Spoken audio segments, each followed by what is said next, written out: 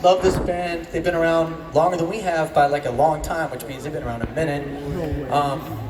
Their first album made me really jealous because I was trying to figure out what I wanted to do musically. I had won a record deal on MTV back when TRL was a thing. TRL, anybody?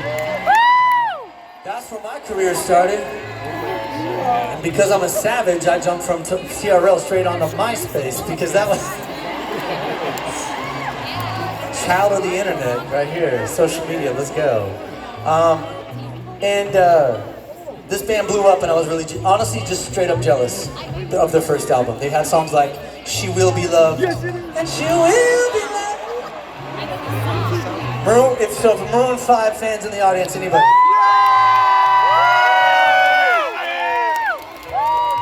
I never would have guessed that. All right, so I've done a bunch. Here's a couple songs that I was lucky enough to do with them. And one goes like this. I miss the taste of the sweet life. I miss the conversation.